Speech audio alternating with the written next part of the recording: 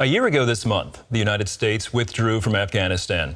The chaotic move not only ended a 20-year military presence, it also led to a major shift for America's intelligence community. Well, now their focus is on the next great threat, China. CBN national security correspondent Caitlin Burke brings us the story.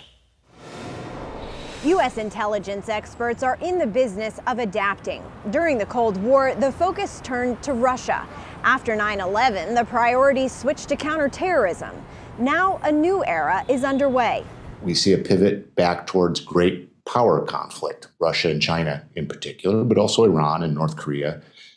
Challenges from nation states, not from terrorist organizations. Former CIA officer Paul Kolbe, now an intelligence expert at Harvard, says China in particular will be a long-term focus. China represents an enduring threat. So for the next 1, 2, 5, 10, 20, 50 years, we're going to be having some of the same discussions. To counter Beijing, intelligence agencies have quietly moved hundreds of officers and major resources to this threat. Last October, the CIA launched the China Mission Center, a unit focusing explicitly on Beijing.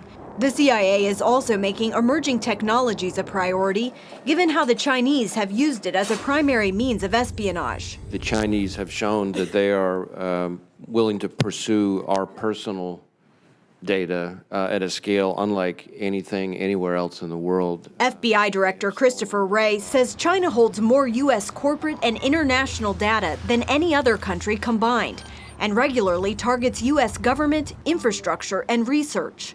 Intelligence officials also believe this data is gathered through apps like TikTok. If you can collect that massive amount of data on a regular basis, just using artificial intelligence and other analytic tools, there's tremendous advantages if you can get that. Collecting data on Beijing, however, is no easy feat. China is a closed authoritarian state with a massive surveillance apparatus and major restrictions on what's allowed in and out of the country.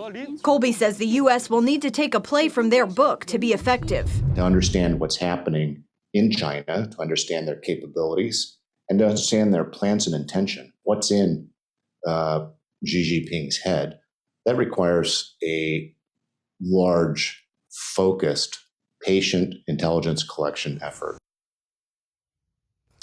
Even as more attention shifts to China, intelligence officials say fighting al-qaeda and other terror groups still remains a priority. Andrew?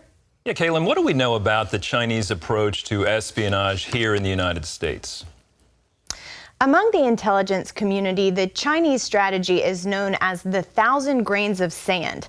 A former FBI agent came up with the term, and he explained it by saying, if a beach were a target, China would send in 1,000 tourists, each assigned to collect a single grain of sand. So basically, they send in all kinds of people, professors, researchers, doctors, businessmen and women, and the list goes on. And all of them collect low-level data, which then consolidated creates a large intelligence pool. Now, they've been doing that here for decades and have more information on the U.S. than any other country combined. Wow, quite an illustration. What about how has technology changed spycraft? Not only has technology given China a new means of data collection through cyber attacks or even apps like TikTok, which has 350 million American users, but they can now also put all of that data in a big pool and through machine processing and artificial intelligence, use it to target us more effectively. One expert I spoke to said we may never have Chinese Marines invading the coast of California, but we will continue to see them in our networks using our data against us. Andrew? All right, everybody, that's Caitlin Burke, and we so appreciate her reporting.